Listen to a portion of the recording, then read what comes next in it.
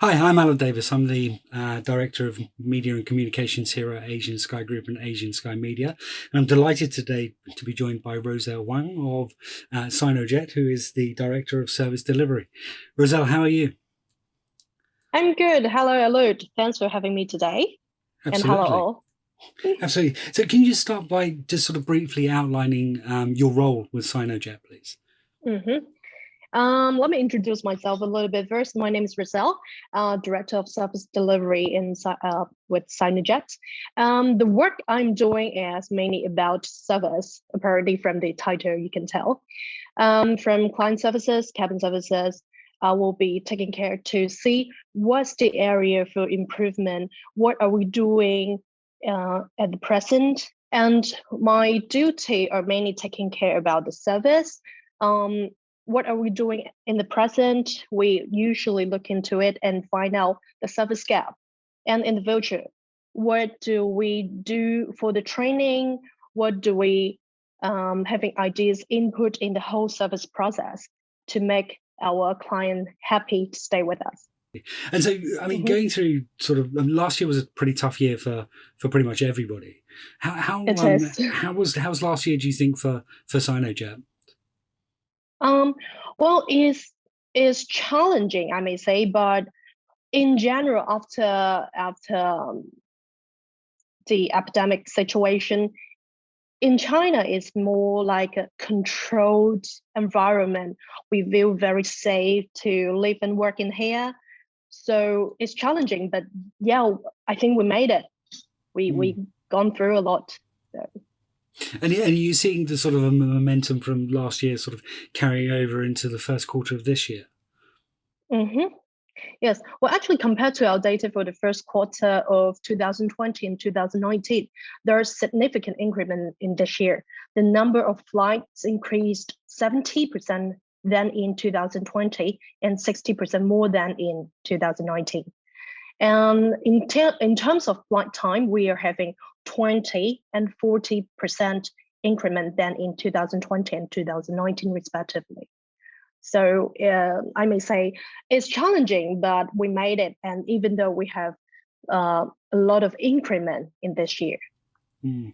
And I think you've been adding new aircraft as well. I think I remember reading that you've taken delivery of a Global 6500 on the first day of this year. Yes, yes, it is. We have. And for the very first day, we have introduced and a no introduced. We have our very first aircraft flying, which is a new Bombardier Global 6500 on the 1st January this year. This aircraft was picked up by our team and myself from Canada. So it is such a memorable trip because is very difficult for the whole staff crew and the team heading from China to Canada, and especially the whole situation in Canada. That time is quite difficult. Mm. Did you have to do any quarantines when you got to Canada? Yes, it is. We have to. Um, we have a agreement to sign with Bombardier and the quarantine government party as well. We can only be point A from hotel to point B Bombardier and supervised under Bombardier staffs. So this is the only two places that we can go. And Wow. back to China, we have to do a normal quarantine, like 14 days as well. How long were you in Canada for though? Did they keep you locked up for a Mm-hmm. while? Yes, yes, we did. We did a 7 day lockup, and then we carry on with our job. Wow. And At the meantime, we have our acid test done as well to make mm, sure we are safe to back to Bombardier and we're safe. Yes, which is good news. And have you done previous deliveries before? I mean, you yes, we personally. did. Yes, we did. Well, actually, our team did a lot of Gulfstream delivery like 2, 3 years ago. And well, even though with the pandemic situation last year and the previous year, we did a lot of Gulfstream 650 as well. So that's why it made up. We're the biggest fleet in amount, 650. Wow. Okay. And so changing subjects slightly. I believe you guys started offering a Sky Butler course recently. Can Yes, you sort of tell me? Can you tell me more about that, please? Yeah, sure. We've been known as the high standard in terms of the safe operation and quality service. And at the meantime, we are also the Beijing Business Aviation Association Private Jet Flight Attendant Committee's chairperson. We wish to have more sharing from different aspects, from service skills, service standard, cabin safety share to the flight attendant who wish to join or enter private sector, private aviation. So what we are doing is we offer the course to the outsiders from the knowledge about this industry, different OEMs, different aircraft types, to business dining etiquette, food safety, food hygiene, plating, table setting, flower arrangement, wine service, etc., etc. Basically, we want to train up more qualified and prepare them to work in this industry.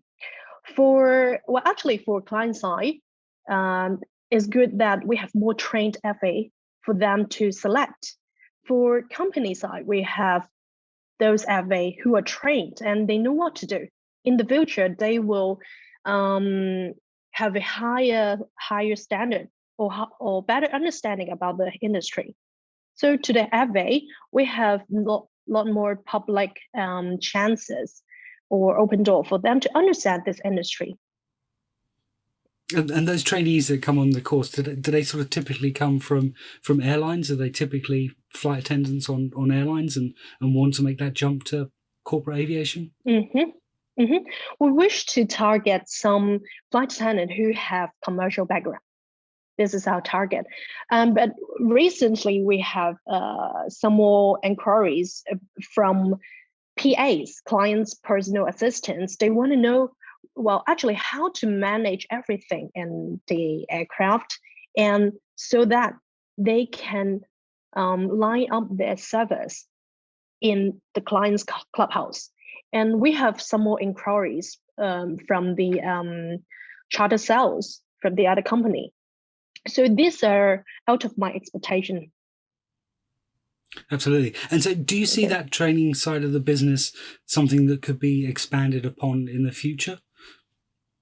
Yeah, absolutely.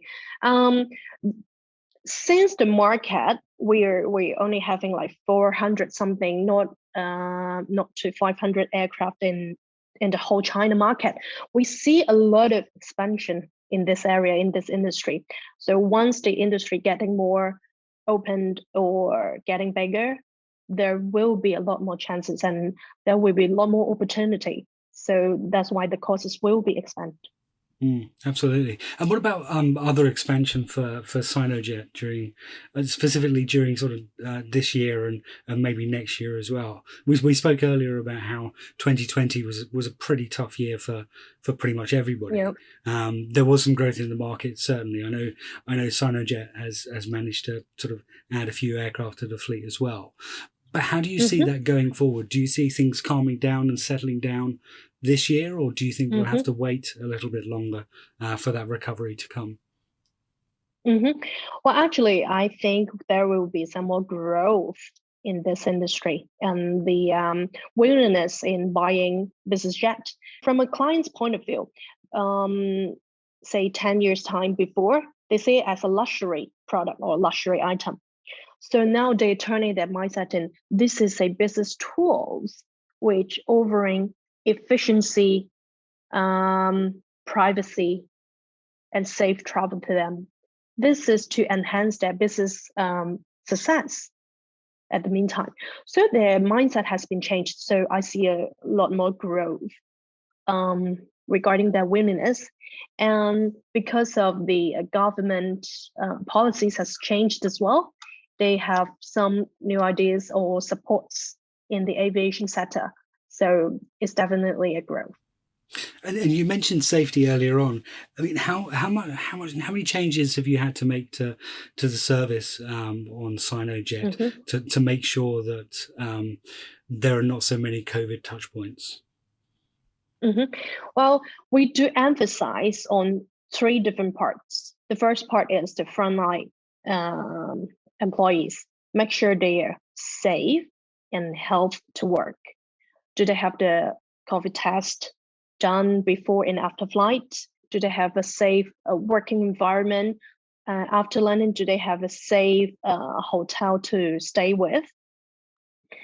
To make sure the frontline workers, so to make sure the safety of the customer. So number two is making sure the safety of our back office.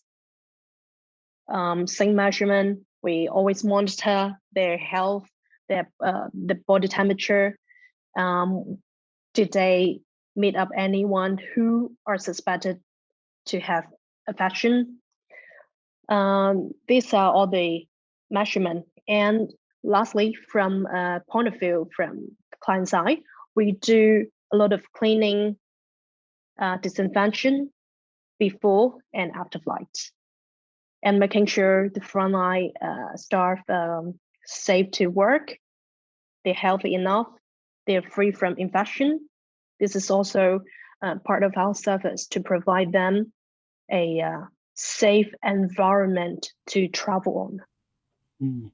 And so once the world is COVID free, do you think there's Mhm. anything that you've learned during this COVID period that you'll still continue to do once we are pandemic free? Yes, absolutely.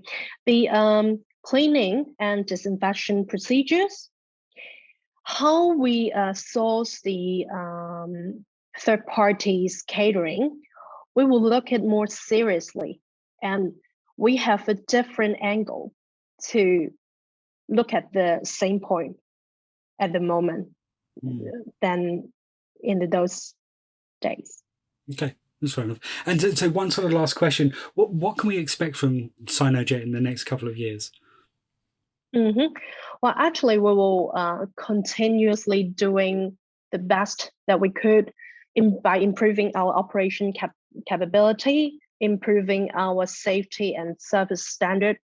We continue to do something we think is right and good for the client. Even more, we were thinking of doing something for the industry.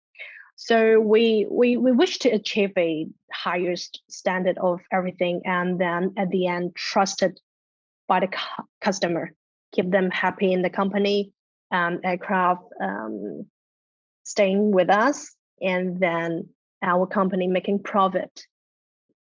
Ultimately, employees are happy to work with Sinojet. I think this is a very good cycle.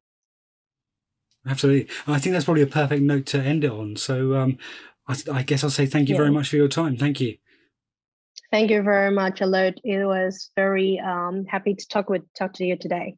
Thank you. You're very kind. Thank you. Bye bye. Thank you. Bye Cheers. bye.